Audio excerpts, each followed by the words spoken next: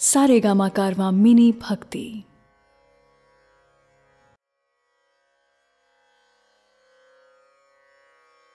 भगवद गीता अध्याय 13।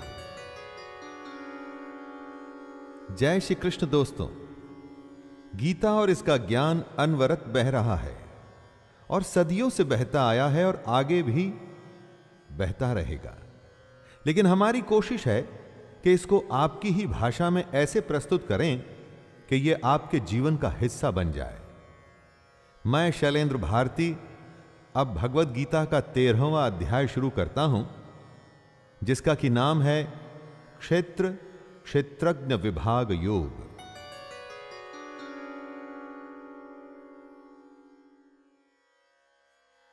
अर्जुन उवाच प्रकृतिं पुरुषं चैव क्षेत्रं क्षेत्रज्ञमेव च एतद्वेदितुमिच्छामि ज्ञानं ज्ञेयं च केशव।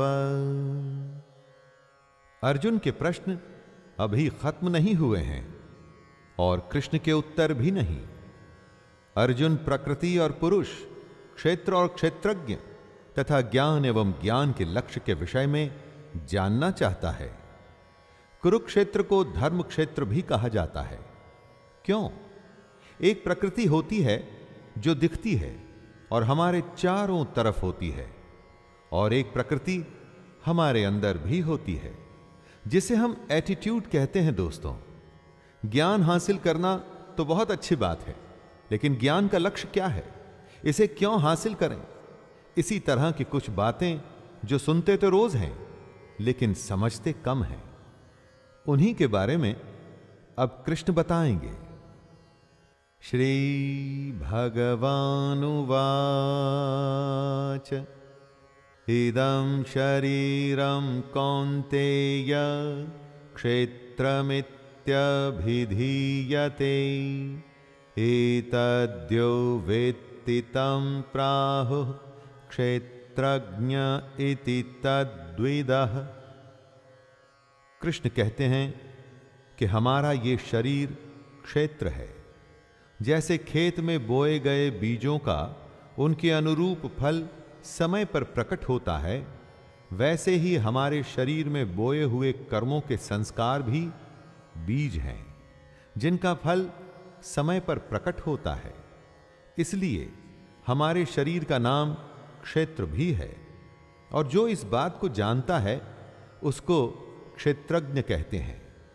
बात को जानने से मतलब है कि जो इस बात का तत्व, इसका मर्म जानता है, ऐसे मनुष्य को ज्ञानी कहते हैं।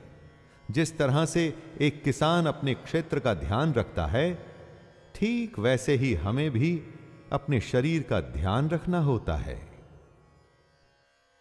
श्री भगवानुवाच क्षेत्रज्ञं चापि मां विद्धि सर्वक्षेत्रेषु भारत क्षेत्रक्षेत्रज्ञयोर्ज्ञानं यतज्ञानं मतं मम तत्क्षेत्रं यच्च यादृक्व यद्विकारी यतश्च यत् स च यो यत्प्रभावश्च तत्समासेन मे शृणु। जहां पर कुछ होता है उसे शरीर या क्षेत्र कहते हैं, और इस होने का जहां पर प्रभाव पड़ता है, असर होता है, उसे क्षेत्रज्ञ कहते हैं। बात बड़ी सूक्ष्म है, बारीक है, इसे बड़े ध्यान से समझना पड़ेगा। दोस्तों, हम अपने शरीर से अलग हैं। जो हमारे शरीर में होता है, जैसे कि कोई विकार, तो उसका असर हम पर पड़ता है। इसीलिए ही हम क्षेत्रज्ञ हैं। जैसे कि खेत में खाद, बीज और पानी आदि डाला जाता है तो उसका असर उसकी फसल पर पड़ता है, ऐसे ही हम जो भी अपने शरीर के साथ करते हैं, उसमें अच्छे बुरे संस्कार जब डालते हैं तो उसका असर हम पर पड़ता है, हमारे कर्मों पर पड़ता है। ऋषिभिर्बहुधा गीतं छन्दोभिर्विविधैः पृथक् ब्रह्मसूत्रपदश्चैव हेतुमद्भिर्विनिश्चितैः। बहुत बड़े बड़े ऋषियों ने क्षेत्र और क्षेत्रज्ञ का तत्व बताया है। कितने ही विविध मंत्रों द्वारा इसको विभाग में बांटकर बताया गया है। यहां तक कि ब्रह्म सूत्र के पदों द्वारा भी क्षेत्र और क्षेत्रज्ञ का तत्व बताया गया है। मतलब अब कृष्ण उसी बात को हमें बताएंगे जो वेदांत, महर्षि और ब्रह्म सूत्र भी कहते हैं। गीता सारे उस ज्ञान का संचयन है जो हमारे वेदों और उपनिषदों में समाहित है। दोस्तों, हमारे ऋषियों की हजारों वर्षों की साधना के बाद का हासिल किया हुआ ज्ञान गीता के 18 अध्यायों में चुन चुन के बताया गया है। इसी बात की तरफ कृष्ण इशारा कर रहे हैं। महाभूतान्यहंकारो बुद्धिरव्यक्तमेव च इंद्रियाणि दशैकं च पंचचेन्द्रियगोचरः इच्छा द्वेषः सुखं दुःखं संघातश्चेतना धृतिः एतत् क्षेत्रं समासेन सविकारमुदाहृतम्। कृष्ण क्षेत्र के बारे में बताते हुए कहते हैं, 5 महाभूत यानी कि अग्नि, जल, वायु, आकाश और पृथ्वी इस क्षेत्र का स्वरूप है। 5 महाभूत के साथ अहंकार, बुद्धि, हमारी मूल प्रकृति तथा 10 इंद्रियां ही वो विकार हैं जिससे हमारे इस क्षेत्र का स्वरूप बनता है। इसी स्वरूप में एक मन और 5 इंद्रियों के विषय अर्थात शब्द, स्पर्श, रूप, रस और गंध भी शामिल है। इन सब के अलावा इच्छा, द्वेष, सुख, दुख, स्थूल देह का पिंड, चेतना और धैर्य भी क्षेत्र के विकार हैं। दोस्तों, जिन जिन साधनों से हम इस दुनिया से डील करते हैं, एक तरह से वो सारे विकार माने गए हैं शरीर रूपी क्षेत्र के। हमारे इसी क्षेत्र में बोया गया अच्छा या भला संस्कारों के रूप में उगता है। जैसे किसान अपनी खेती काटता है, वैसे ही हम अपने संस्कार, अपने कर्म काटते हैं। अमानित्वम दम्भित्वम अहिंसा क्षान्तिरार्जवम् आचार्योपासनं शौचं स्थैर्यमात्मा विनिग्रह। इस श्लोक में कृष्ण क्षेत्रज्ञ के बारे में बता रहे हैं कि क्या होता है क्षेत्रज्ञ, जो क्षेत्र के तत्व को समझता है, यानी कि श्रेष्ठता के अभिमान का अभाव, घमंड का अभाव, किसी भी प्राणी को किसी भी प्रकार से न सताना, क्षमा करने का भाव, मन और बोलने में सादगी, श्रद्धा और भक्ति के साथ गुरु की सेवा, बाहर भीतर की शुद्धि यानी कि खाना पीना और जीवन भी शुद्ध और अंदर का मन भी शुद्ध। इन सब के साथ में अंतःकरण की स्थिरता भी यानी कि स्टिलनेस ऑफ द माइंड क्षेत्रज्ञ होता है। दोस्तों, अपने को, अपनी आत्मा को, अपने अस्तित्व को जानना और उसे आचरण में लाना ही क्षेत्रज्ञ कहलाता है। इंद्रियार्थेषु वैराग्यम् अहंकार एव च जन्म मृत्यु जरा व्याधि दुःख दोषानुदर्शनम्। क्षेत्रज्ञ की ही परिभाषा को समझाते हुए कृष्ण कह रहे हैं कि इस लोक और परलोक के संपूर्ण भोगों में आसक्ति का अभाव होना चाहिए। हमारे इस लोक के लालच में ही हर कोई फंसा हुआ है। घर, पैसा, आराम की जिंदगी, और इतना ही नहीं, जो इस लोक के लालच से बचा है वो परलोक के लालच में फंसा है, जैसे कि स्वर्ग। इन दोनों लोकों की आसक्तियों से हमें कैसे बचना है, यही क्षेत्रज्ञ है। क्षेत्रज्ञ बनाने के लिए हमें यह भी सोचना जरूरी है कि हम में अहंकार का भी अभाव कैसे हो। जन्म, मृत्यु, जरा और रोग आदि में दुख और दोष क्यों होते हैं, इसके बारे में बार बार विचार करना ही क्षेत्रज्ञ है।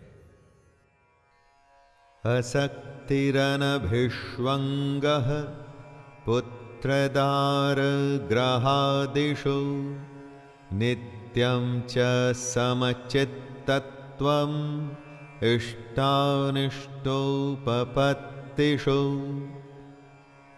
जब भी मनुष्य जन्म होता है तो घर होता है, विवाह होता है, स्त्री के साथ संतान होती है, घर में धन आता है, और यह क्रम हर जन्म में निरंतर चलता ही रहता है। इसके बारे में सोचना, क्यों होता है ऐसा बार बार लगातार हर जन्म में? जब कोई इसके बारे में सोचना शुरू करेगा दोस्तों, तभी तो ज्ञान का द्वार खुलना शुरू होगा। अच्छा होने पर खुशी होती है, बुरा होने पर क्रोध आता है। एक जन्म में ही ऐसा हर रोज होता है। ऐसा कब तक चलता रहेगा? सैकड़ों जन्म होंगे तो भी आप इसी दुनियादारी में क्या ऐसे ही फंसे रहेंगे? कब अपने चित्त को सम करेंगे? इन बातों के बारे में सोचना ही क्षेत्रज्ञ है।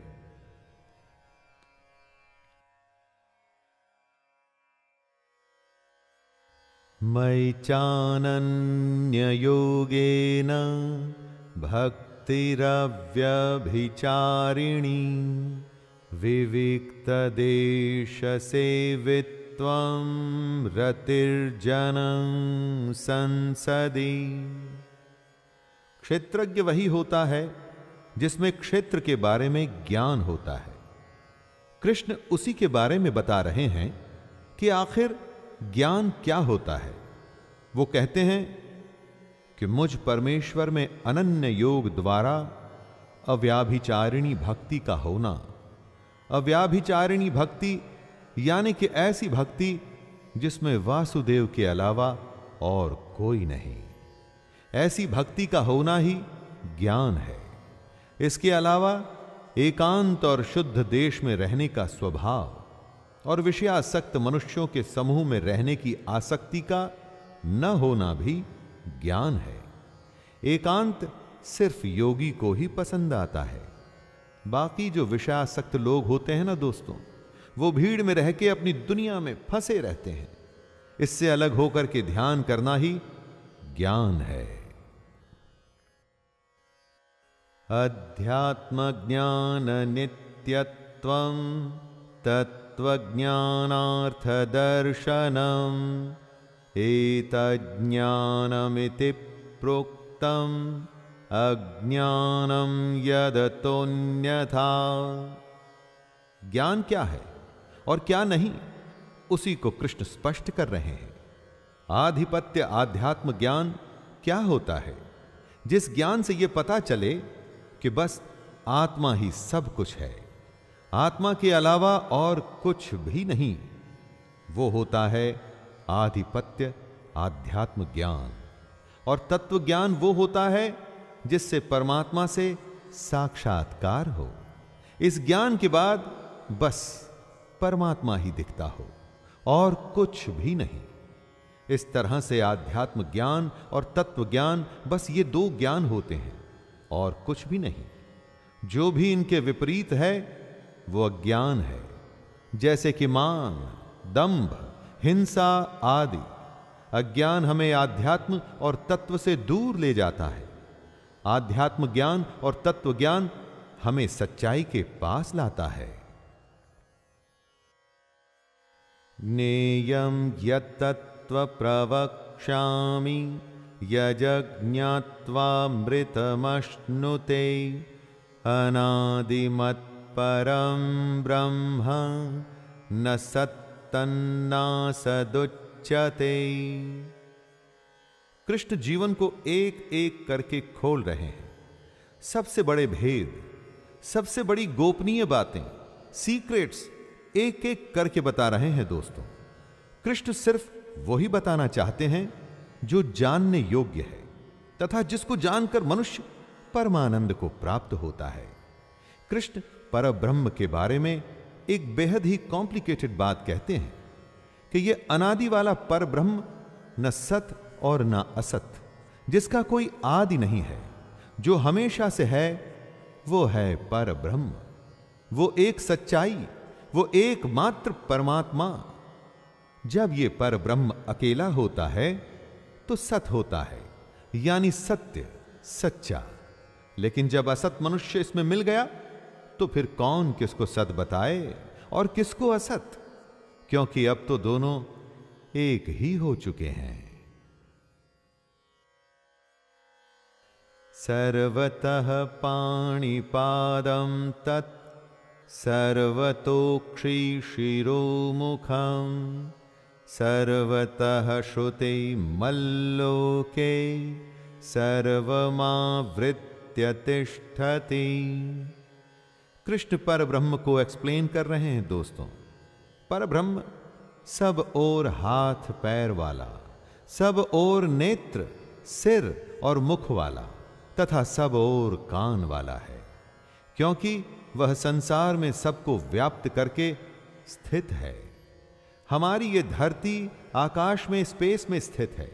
धरती गोल है और इसके चारों तरफ आकाश है। इसी आकाश में वायु, अग्नि, जल और पृथ्वी स्थित है। ये आकाश ही इन सब का कारण है। अगर आकाश सबको धारण न करे तो कुछ भी नहीं होगा। वैसे ही परमात्मा भी सबका कारण रूप होने से सारी दुनिया को व्याप्त करके स्थित है, यानी हम सब इसी पर ब्रह्म की वजह से हैं और इसी में स्थित हैं। सर्वेन्द्रिय गुणाभासं सर्वेन्द्रिय विवर्जितं असक्तं सर्वभृच्चैव निर्गुणं गुणभोक्त्र च। परब्रह्म क्योंकि सबसे बड़ी सच्चाई है, इसीलिए वो किसी को समझ नहीं आती और थोड़ा सा सुनने के बाद लोग विमुख हो जाते हैं, बोर हो जाते हैं। इसी को समझना सबसे बड़ा ज्ञान है दोस्तों। आत्मा से साक्षात्कार है ये परब्रह्म हमारी संपूर्ण इंद्रियों के विषयों को जानने वाला है, लेकिन साथ में ही उन सब इंद्रियों से रहित भी है। हम उसी ब्रह्म में से निकले हैं, तो स्वाभाविक है कि उस ब्रह्म को हमारी इंद्रियों के बारे में तो पता ही होगा, लेकिन वो ब्रह्म हमारी इंद्रियों की बुराइयों से अछूता भी है। ब्रह्म है तो निर्गुण, उसका कोई आकार नहीं, उसके कोई एट्रीब्यूट्स नहीं, लेकिन इसके बावजूद भी वो सब गुणों को भोगने वाला है। बहिरन्तश्च भूतानां चरं चरमेव च सूक्ष्मत्वात् तद्विज्ञं दूरस्थं चान्तिके च तत्। परब्रह्म क्या है, वो कृष्ण हमें समझा रहे हैं।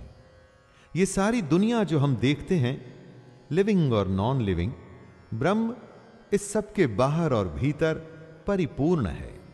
हमारे अंदर उसी का अंश है, यानी हमारी आत्मा, और बाहर तो सिर्फ वो ही है जो अलग अलग रूप में हमें देखता है। कभी स्वयं में, पहाड़ और नदी में इस ब्रह्म को, परमात्मा को देखने की कोशिश करिएगा दोस्तों। यही तो सबसे बड़ा योग है। ब्रह्म को ऐसे समझने की कोशिश करिए जैसे सूर्य की किरणों में स्थित हुआ जल सूक्ष्म होने से हमारे जानने में नहीं आता है। एटमॉस्फेयर में मौजूद मॉइस्चर भी हमें दिखाई नहीं देता। वैसे ही सर्वव्यापी परमात्मा भी सूक्ष्म होने से साधारण मनुष्यों के जानने में नहीं आता है। अविभक्तं च भूतेषु विभक्तं भक्तमिव च स्थितं भूतभर्तुच्च ग्रसिष्णु प्रभविष्णु च। ब्रह्म जो है वो बंट नहीं सकता, लेकिन न बंटने के बावजूद भी वो हमारी दुनिया में बटा बटा सा प्रतीत होता है। आपके चारों तरफ जो आकाश है ना दोस्तों, स्पेस जो है वो बटा हुआ नहीं है। आप वहीं पर कुछ घड़े रख दीजिए, स्पेस तो इन घड़ों में भी है। तो जो अभी बटा हुआ नहीं था वो अब इन घड़ों के आकार के अंदर बंट गया। वैसे ही परमात्मा सब भूतों में एक रूप से स्थित हुआ भी पृथक पृथक अलग अलग की भांति प्रतीत होता है। ब्रह्मा, विष्णु और महेश की त्रिमूर्ति को समझाते हुए कृष्ण कहते हैं कि परमात्मा विष्णु रूप से भूतों को धारण पोषण करने वाला और रुद्र रूप से संहार करने वाला यानी शिव जी तथा ब्रह्मा रूप से सबको उत्पन्न करने वाला है। ज्योतिषामपि तज्ज्योतिस् तमसः परमुच्यते ज्ञानं ज्ञेयं ज्ञानगम्यं हृदि सर्वस्य विष्ठितम्। ये परब्रह्म ज्योतियों की भी ज्योति है। जो भी अग्नि और प्रकाश आप देखते हैं उसमें जो ज्योति है वो वही परमात्मा है। ये परमात्मा बोध स्वरूप है, यानी ज्ञान का स्वरूप है। यही जानने के योग्य है, मतलब इसी को जानने की कोशिश करनी चाहिए दोस्तों। और यह परमात्मा प्राप्त होता है तत्व ज्ञान से। इस दुनिया में बहुत कुछ खरीद के या लेन देन से प्राप्त होता है। परमात्मा को पहले आपको समझना पड़ेगा, वो क्या है, कैसे है, क्यों है। इसी को तत्व ज्ञान कहते हैं। और तत्व ज्ञान हासिल करने के बाद ही परमात्मा आपको हासिल होगा, क्योंकि यह परमात्मा हम सबके हृदय में विशेष रूप से स्थित है। इसकी और कोई जगह नहीं। इति क्षेत्रं तथा ज्ञानं ज्ञेयं चोक्तं समासतः मद्भक्त एतद्विज्ञाय मद्भावायोपपद्यते। हे अर्जुन, इस प्रकार से मैंने तुझे क्षेत्र, ज्ञान और जानने योग्य परमात्मा के बारे में बताया। मेरा भक्त इसको तत्व से जानकर मेरे स्वरूप को प्राप्त होता है। कृष्ण ने बताया कि हमारा शरीर ही क्षेत्र है। जिस तरह से खेत में बीज बोए जाते हैं उसी तरह से हमारे शरीर में संस्कार बोए जाते हैं, जिसका कि हमको फल मिलता है। उस ब्रह्म का जो अंश हम में और हमारे बाहर है उसको जानना ही सबसे बड़ा ज्ञान है। और इस ज्ञान की प्राप्ति के बाद रास्ता खुलता है परमात्मा को हासिल करने का। यही रास्ता या तो कृष्ण को पाने का है या उस कृष्ण में खुद को विलीन कर लेने का। श्री भगवानुवाच प्रकृतिं पुरुषं चैव विध्यनादि उभावपि विकारांश्च गुणांश्चैव विद्धि प्रकृतिः संभवान्। इस श्लोक में कृष्ण प्रकृति और पुरुष के बारे में बता रहे हैं। प्रकृति और पुरुष, शिव और शक्ति, इन्हीं दोनों के साथ आने से ये दुनिया आगे बढ़ती है। लेकिन क्या है ये प्रकृति और पुरुष? कृष्ण कहते हैं कि अर्जुन, तो इन दोनों को अनादि जान, यानी कि दोनों ही हमेशा से हैं, सनातन हैं। और साथ में हमारे अंदर जो राग द्वेषादि विकार हैं वो भी प्रकृति से ही उत्पन्न होते हैं। किसी के लिए प्रेम या द्वेष जैसे भाव इसी प्रकृति में से आते हैं। और सात्विक, राजसिक और तामसिक तीन गुणों से बने जो पदार्थ होते हैं वो भी इसी प्रकृति से ही उत्पन्न होते हैं। श्री भगवानुवाच कार्यकरण कर्तृत्वे हेतुः प्रकृतिरुच्यते पुरुषः सुख दुःखानां भोक्तृत्वे हेतुरुच्यते। दोस्तों, कार्य और करण को समझिए। कार्य में क्या क्या आता है उसकी लिस्ट जानिए। कार्य यानी 5 महाभूत, आकाश, वायु, अग्नि, जल और पृथ्वी, तथा शब्द, स्पर्श, रूप, रस, गंध। आइए अब करण को जानें। बुद्धि, अहंकार और मन, तथा श्रोत्र, त्वचा, रसना, नेत्र और घ्राण एवं वाक, इसके अलावा हाथ, पैर, उपस्थ और गुदा। कार्य और करण दोनों प्रकृति से ही उत्पन्न होते हैं। इन्हीं कार्य और करण की वजह से पैदा होते हैं सुख और दुख। इन सुख और दुख को भोगने वाले को कहते हैं पुरुष। इस डेफिनेशन से आपको पुरुष और प्रकृति को समझने में आसानी होगी दोस्तों। पुरुषः प्रकृतिस्थो हि भुंगक्ते प्रकृतिजान् गुणान् कारणं गुणसंगोस्य सदसद्यो निजन्मसु। पुरुष प्रकृति के बीच में खड़ा है और प्रकृति से पैदा हुए गुणों को वो भोगता है। इन गुणों को वो जिस तरह से भोगता है अथवा इन गुणों के साथ वो जिस तरह का होता है, वही आगे जाके अच्छी या बुरी योनि में जन्म लेने का कारण बनता है। जब सात्विक गुणों में आप समय बिताते हैं तो देव योनि में पैदा होते हैं। रजोगुण के संग से मनुष्य योनि मिलती है और तमोगुण यानी कि तामसिक गुणों के संग से पशु आदि नीच योनियों में जन्म होता है। दोस्तों, नीच से यहां अर्थ बुरे या गिरे हुए का नहीं है, बल्कि यह है कि वो योनि जो मनुष्य के जैसे सोच नहीं सकती, वो सोचती है जैसे पशु सोचता है।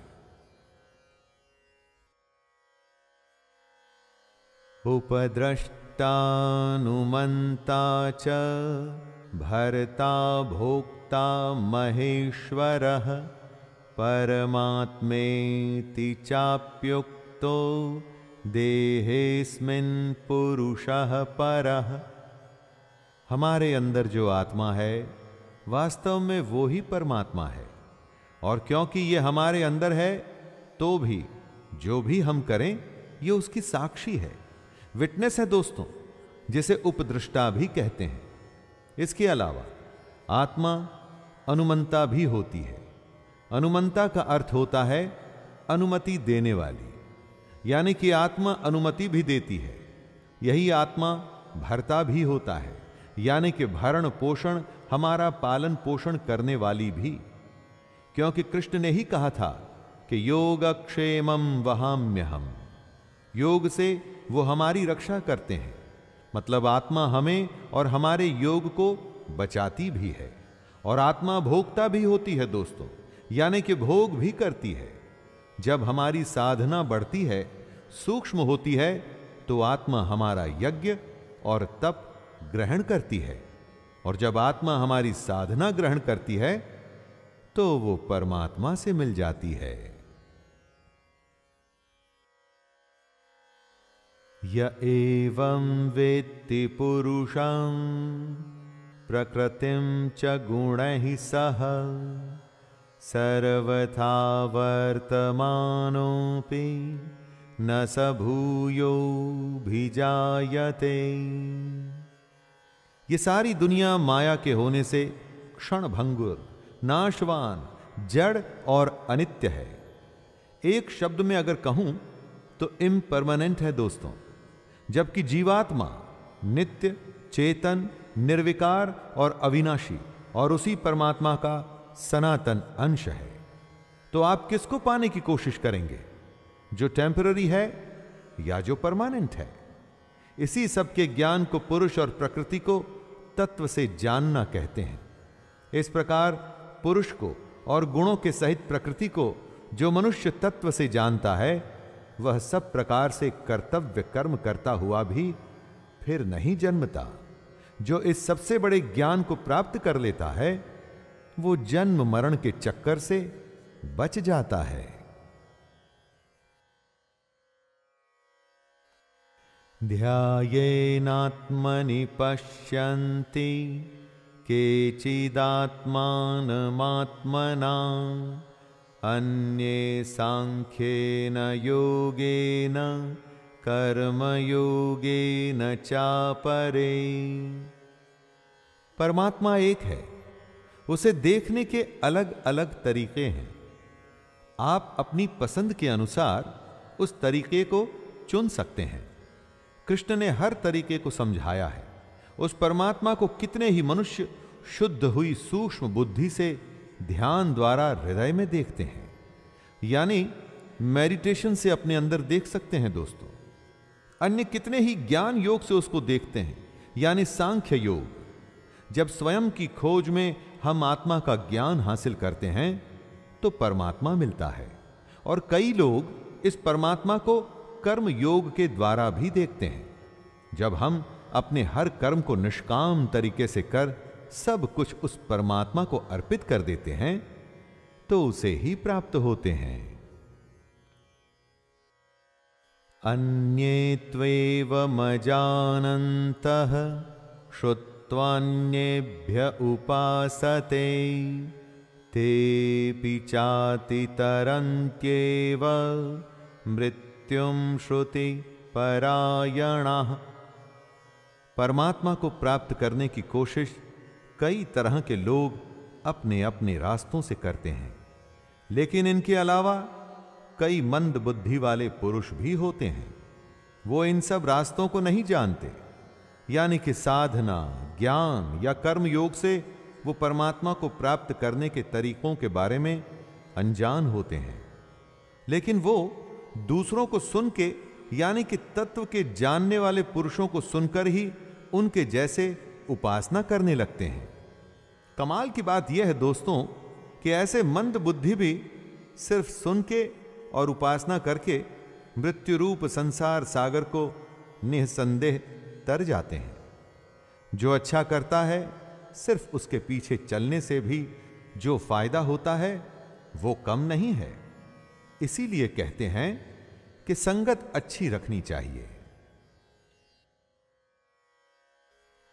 यावत् संजायते किंचित सत्वं स्थावर जंगमं क्षेत्र क्षेत्रज्ञ संयोगात् तद्विद्धि भरतर्षभ। कृष्ण कह रहे हैं कि जितने भी जीव या निर्जीव होते हैं, यानी कि प्राणी या वस्तु, यह सब क्षेत्र और क्षेत्रज्ञ के संयोग से ही उत्पन्न होते हैं। क्षेत्र यानी कि शरीर और उसके बारे में ज्ञान या तत्व क्षेत्रज्ञ कहलाता है। क्षेत्रज्ञ ही मोक्ष का साधन है। क्षेत्र और क्षेत्रज्ञ के संबंध को आप घोड़े और रस्सी का संबंध भी मान सकते हैं दोस्तों। यहां पर घोड़ा क्षेत्र हुआ और रस्सी क्षेत्रज्ञ। जहां भी रस्सी जाएगी घोड़ा उसी तरफ जाएगा। बिना रस्सी के घोड़ा क्या कभी गंतव्य पर पहुंचेगा? नहीं। जो पुरुष शरीर को माया से उत्पन्न जान ज्ञान हासिल कर लेता है, उसका ज्ञान मिट जाता है। समं सर्वेषु भूतेषु तिष्ठन्तं परमेश्वरं विनश्यत्स्व विनश्यन्तं यः पश्यति स पश्यति। जो परमानेंट नहीं है ना दोस्तों, अर्थात क्षण भंगुर है, उसको नष्ट होना ही है। और जो पुरुष नष्ट होते हुए जीव या अजीव में परमात्मा को देखता है, जो सब कुछ समभाव जीव या अजीव दोनों को एक भाव से ही देखता है, असल में वही यथार्थ को देखता है। असलियत सिर्फ वही देखता है दोस्तों जो जानता है कि क्या सच्चाई है और क्या मिथ्या। ये दुनिया जिसमें हम जीते हैं, इतना धन जमा कर ऐसे जीते हैं जैसे कभी मरना ही नहीं। ये सब तो मिथ्या है दोस्तों, लेकिन हम में से ज्यादातर ऐसे ही रहते हैं जैसे कभी नष्ट होना ही नहीं, जैसे हम अमर हैं। दोस्तों, ये सच्चाई नहीं, ये मिथ्या है।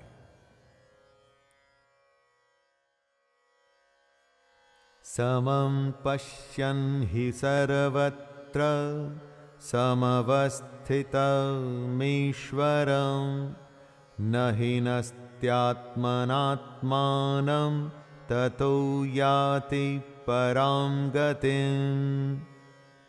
जिसको हर किसी प्राणी में, हर किसी वस्तु में परमेश्वर दिखे, जो हर किसी को समभाव से देखे, वही ज्ञानी है। हमसे ज्यादातर लोग अपने शरीर को ही सबसे बड़ी सच्चाई मानकर एक झूठी दुनिया में जीते रहते हैं, इस दुनिया में फंसे रहते हैं, और फिर एक दिन आत्मा हमारे शरीर में से निकल जाती है और हमारा ये शरीर नष्ट हो जाता है। उसके बाद कोई दूसरी योनि, कोई दूसरा शरीर मिलता है। अज्ञानी का ये क्रम आना जाना लगा ही रहता है दोस्तों। जो जितना बड़ा अज्ञानी होता है वो उतने जन्म बर्बाद करता है, लेकिन ज्ञानी सब में परमेश्वर को समान देखते हुए अपने जीवन को नष्ट नहीं करता, इसीलिए वो परम गति को प्राप्त होता है। प्रकृत्यैव च कर्माणि क्रियमाणानि सर्वशः यः पश्यन्ति तथात्मानं कर्तारं स पश्यति। तीन गुणों से बनी हुई माया ही प्रकृति है। हमारे सारे कर्म मन, शरीर और वाणी के द्वारा ही किए जाते हैं, और इन कर्मों के पीछे प्रकृति ही होती है। जो ज्ञानी होता है वो ये जानता है कि इन कर्मों के पीछे कर्ता प्रकृति है, आत्मा नहीं। हमसे हमारे कर्म हमारी प्रकृति करवाती है, आत्मा नहीं दोस्तों। ये बात सिर्फ ज्ञानी ही समझता है, और इसीलिए सिर्फ वो ही यथार्थ को देखता है। बाकी सब अज्ञानी सच्चाई नहीं, मिथ्या देखते हैं, और क्योंकि वो मिथ्या देखते हैं तो दुनियादारी में लगे रहते हैं और कर्मों के बंधन में बंध के एक के बाद एक दूसरे जन्म में आते और जाते रहते हैं। यदा भूत पृथक भावम एकस्थमनुपश्यति तत एव च विस्तारं ब्रह्म संपद्यते तदा। ज्ञानी पुरुष जब अलग अलग भावों में या अलग अलग भूतों में एक परमात्मा को देखता है, तब ही उसे ब्रह्म प्राप्त होता है। जब वो इस बात को समझ जाता है कि आत्मा से ही हर भाव या हर भूत या हर वस्तु का विस्तार हुआ है, तब ही उसे ब्रह्म समझ में आता है। जैसे कि जब ज्ञानी को यह समझ में आता है कि आत्मा से ही प्राण, आत्मा से ही आशा, आत्मा से ही तेज, आत्मा से ही जल, आत्मा से ही अन्न का विस्तार हुआ है, आत्मा से ही ये सब प्रकट हुआ है, उसमें ही सब विलीन हो जाना है, तब उसे ब्रह्म समझ में आता है। अनादित्वा निर्गुणत्वात् परमात्मायमव्ययः शरीरस्थोऽपि कौन्तेय न करोति न लिप्यते। दुनिया में जो भी कुछ होता है उसके पीछे कुछ न कुछ कारण होता है। बारिश का होना, दिन और रात का होना, सब कुछ कारण की वजह से है। जिसका कुछ कारण नहीं होता उसे अनादि कहते हैं। जैसे कि ब्रह्म या परमात्मा, उसी परमात्मा का ही अंश है हमारी आत्मा। आत्मा अनादि भी है और निर्गुण भी। निर्गुण का मतलब है दोस्तों कि आप किसी डेफिनेशन या एट्रीब्यूट से उसे डिफाइन नहीं कर सकते। जो अनादि होता है उसका कभी नाश नहीं होता। यही वजह है कि आत्मा शरीर में होते हुए भी शरीर के कर्मों में या संस्कारों में लिप्त नहीं होती। यथा सर्वगतं सौक्षम्यादाकाशं नोपलिप्यते सर्वत्रावस्थितो देहे तथात्मानोपलिप्यते। आकाश या स्पेस हर कहीं है, लेकिन इस आकाश में आप कोई रंग भर सकते हैं? क्या इसे मोड़ या तोड़ सकते हैं? वो इसलिए कि आकाश सूक्ष्म है, सटल है। आकाश लिप्त नहीं होता, किसी चीज या वस्तु में इन्वॉल्व नहीं होता। दोस्तों, आकाश के जैसे ही हमारी आत्मा भी सूक्ष्म होने की वजह से हमारे शरीर के गुणों में लिप्त नहीं होती। हमारी देह के गुण प्रकृति के कारण से होते हैं। प्रकृति की वजह से जो भी होता है वो स्थूल है, यानी कि नाशवान है, लेकिन आत्मा का कभी नाश नहीं होता। तो ये किसी भी तरह के शरीर में रहे, आत्मा का वही स्वरूप रहता है और वो स्वरूप कभी बदल नहीं सकता। यथा प्रकाशयत्येकः कृत्स्नं लोकमिमं रविः क्षेत्रं क्षेत्री तथा कृत्स्नं प्रकाशयति भारत। जब सूर्य प्रकाशित होता है तो उसका प्रकाश सब तरफ फैलता है, जमीन पर भी, पेड़ पर भी, पक्षी पर भी और हर किसी वस्तु पर। तो क्या हम ये कह सकते हैं कि सूर्य का प्रकाश कैसे बंट के हर वस्तु पर या प्राणी पर पड़ रहा है? नहीं, वो प्रकाश तो एक है और सब पर गिर रहा है, हर किसी को वो प्रकाशित कर रहा है। इसी तरह से आत्मा भी है। एक ही आत्मा संपूर्ण क्षेत्र को प्रकाशित करता है। सूर्य की तरह ही हम सब में, जीव या निर्जीव में, आत्मा एक ही है और वो किसी में लिप्त नहीं। इस तरह से आप भी आत्मा को एक ही माने दोस्तों, उसे एक परमात्मा माने, बटा हुआ नहीं। क्षेत्र क्षेत्रज्ञयोरेवं अंतरं ज्ञानचक्षुषा भूत प्रकृति मोक्षं च ये विदुर्यान्ति ते परम।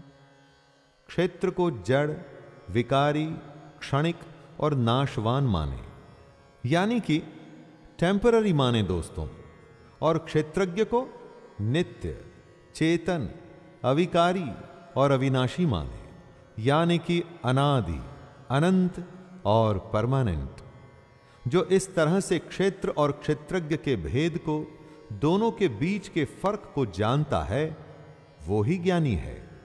जो पुरुष प्रकृति से मुक्त हो जाते हैं और अपने ज्ञान नेत्रों से क्षेत्रज्ञ के तत्व को जानते हैं, वे परम ब्रह्म परमात्मा को प्राप्त होते हैं। ऐसे पुरुष कर्म के बंधन से मुक्त हो जाते हैं, क्योंकि वो अज्ञान को, मिथ्या को खत्म कर चुके हैं। वो सच्चाई जान चुके हैं। उन्होंने अपना जन्म वेस्ट नहीं किया और मोक्ष को प्राप्त कर लिया। तो दोस्तों, ये था भगवद गीता का 13वां अध्याय।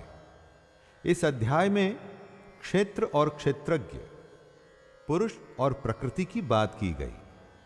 क्या ज्ञान जरूरी है और क्या नहीं, ये भी बताया गया। अब आगे 14वें अध्याय में फिर से मुलाकात होगी। तब तक के लिए अपने दोस्त शैलेंद्र को आज्ञा दीजिए। जय श्री कृष्ण।